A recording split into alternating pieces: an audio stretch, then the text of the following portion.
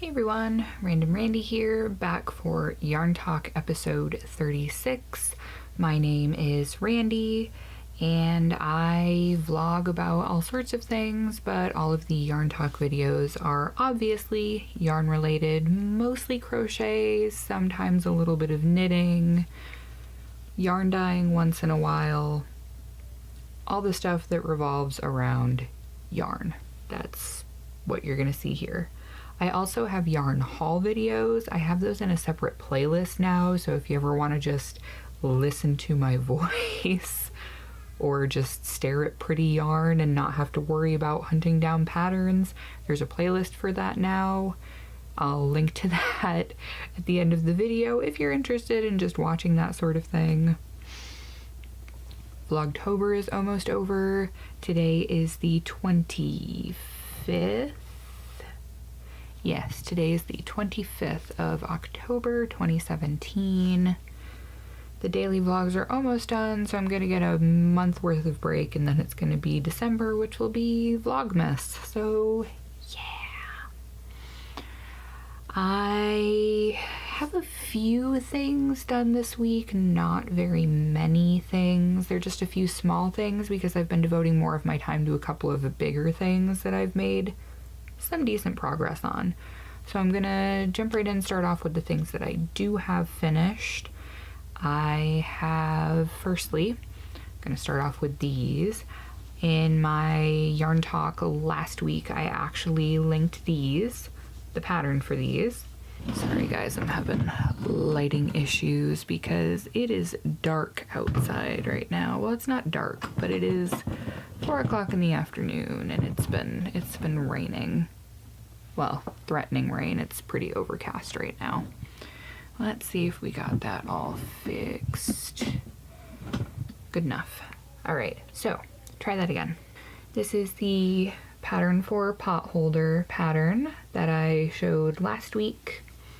And every other row I did through the back loop only, so you get this awesome ribbed effect. Gives it a lot of texture, really good for washing up, whether it's dishes or a person. So I've got 2 of these done. I'm going to be doing 2 tannish ones to go with it as well. This is the same tan from last week. I actually have the stack of the Christmas colored washcloths right in front of me too, but I did those last week. So I've got 2 of these done. I'm gonna do 2 more without the extra scrubby row. And that will be another set of dishcloths done. Well, as done as they're gonna get for now until I feel like making the other 2, possibly tonight, just so I can have one more thing ticked off my list. I also have a few of the most random things I've probably ever made as far as amigurumi go, and I've made a zombie elephant, so that's saying something. If you watch my Vlogtober videos, you've probably seen these already, but I made 2 adorable little mini pies. I'm calling them hand pies. As you can see, one is more of a pumpkin sweet potato pie with a little dollop of whipped cream on top. This other one, I actually took the pattern and modified it to give it a more roughly random crust, realistic looking crust. And it still has the whipped cream on top. They are the same size. Sorry, my throat's really, really scratchy today. They are the same size. They're both very small. Another pattern that I found, they actually took a little sachet of cloth and put pumpkin pie spice in it and then sewed it up inside of this, which is cool, but if you ever had to wash it, it would make a mess, and it would make everything that got washed with it smell like pumpkin spice forever and ever. So I don't think that is a good idea. I will link to the pattern for the original down in the description box, and might write up on my blog what I did to make the little wavy bits different. And I actually did the rows on the crust a bit different too. I don't know if you'll be able to see it if I can get it to focus up close, maybe.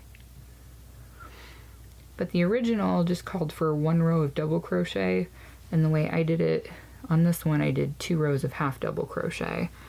So you get the same height, but it doesn't have the gaps that I'm afraid everything's gonna poke out of this double crochet one with. The pattern also called for putting either a flat piece of cardboard or plastic canvas in the bottom to keep it flat. I didn't feel like doing that. It's a little bit rounded on the bottom. I'm not terribly worried about it not sitting completely flat. Not really worried. So there's those dishcloths, hand pies. This next one is kind of an experiment for me, primarily because I used to dress much more in a Victorian Gothic style many, many moons ago when I was small enough to be comfortable wearing corsets and things of that nature. And I've always really loved the way that Gothic Lolita styling in Japan looks, which features fun things like miniature top hats and things of that nature. So I wrote a pattern for a miniature top hat made out of yarn. I haven't added a lot of things to it. I feel like it still needs something added to it, but I'm not quite sure what I want to add to it yet. But this could be used for some dolls or stuffed animals. You can do like I'm planning to do and put it on a clip and wear it in your hair. I have a miniature top hat which fits in the palm of my hand. The pattern it's interesting. I did a lot of playing around to get it the way that I liked it, and it is stitched tightly enough that it does stand on its own without any sort of fabric spray or anything. It didn't need to be starched. I used just craft glue to stick the ribbon to it. There we go, now you can see it. And it's got the sparkly, some of the red ribbon that I got at Michael's. Now I just need to figure out the best way to attach hair clip to it. But just to show you, it's kind of funny that it worked out this way. The voodoo doll that I showed you guys that I made a while ago, it perfectly fits on top of this voodoo doll. I thought that was pretty hilarious, and you can, you know, adjust the way the brim looks a little bit here and there. Thought it was super cute. But wearing it on a person, it would be probably worn sort of this way. Kind of like Liza Minnelli in Cabaret, you know. Similar style, a little bit sideways. I mean, you could wear it on top of your head, I suppose, but I think it looks better off to one side or the other. So that is finished. That has been drying for some time, and it has been perched atop my voodoo doll sitting here. And the only other thing that I have done is the thing I'm wearing on my head right now. This is the convertible cowl hat, slouchy hat, messy bun beanie, now apparently ear warmer headband thing that I've been making with my bulky yarn. Excuse my hair being wet still. But it's just a long tube that I did in half double crochet to the length I wanted it, slip stitched it together, and took the teeny bit of yarn that was left. I usually want to do a chain when I make a drawstring so it's a little sturdier, but I didn't have enough to do a chain that would be big enough, so I just took the whole thing, tied the ends together so it doesn't get lost, so that you can cinch it right down. So you can leave it partway open if you wanted to have a ponytail, or you can cinch it all the way shut. Roll up the brim if you wanted it to be a hat. You can do like I was wearing and have it folded over double for a headband. You can pull it all the way down over your head. Feel like you're in an anime because it's hugely huge and totally covers your face. I mean, you can fold it down like this. so that you've got something just to cover your neck when you've got it tucked into your coat. But I'm really, really liking the way that it turns out, because as much as I like the idea of having a scarf and a hat and all these other things and a cowl, I'm all about versatility and saving space. So I get super excited when I'm like, oh, I can make this thing that does 4 different jobs depending upon what I need it for at the time. So if it's just a tiny bit chilly and you don't really want to wear a hat, you can just fold it over, cover your ears, good to go. So that was the only other thing that I got done this week. I actually did this last night because I was looking at my woefully short list of things that are done and thinking, wow, that's horrible. And I didn't really want to start a lot of new things because I've got 2 kind of big projects that I've been working on, so I wanted something quick. And I did this in a little over an hour, about an hour and a half maybe, primarily because it was 11:30 when I started working on it, just on a whim, and here we are, done. This yarn is Deborah Norville Serenity Chunky Sequins. And I have a ton of it sitting behind me in red, black, and white. Oh, I do have a little bit of black left over from one of the other ones. Cool. So that's all the stuff I have done for this week. I have 2 active works in progress. One of them you got to see started last week, and I have made progress on it because I put a marker on it so I would know where I was last time I showed it to you. Still working on the Hard Candy Baby Blanket, which is from the Moogly blog. It's a free pattern. I don't know if I can even get the whole thing in the shot now. It's starting to get pretty big. But this is what it's looking like so far. And I was at this marker right here last time I showed it, so decent progress. I've got about 7 or 8 rows left, I think, last time I checked, based upon measurements, because the pattern called for DK weight yarn and a different sized hook. I'm using worsted weight and an eye hook, 5.5 millimeter. So I'm just going by what the measurements for the blanket are supposed to be. It's supposed to be about 36 inches from side to side, and right now I want to say it's 25 or 26. And my double crochets are 1/2 inch tall, so you figure an inch of growth each round. I've got about 10 more-ish rounds and then a border, and then I'm done. I don't think I'm going to do the little side bits that make it look like a piece of wrapped candy. I think I just want it to be round and have the texture that it does. So there's that, working on that.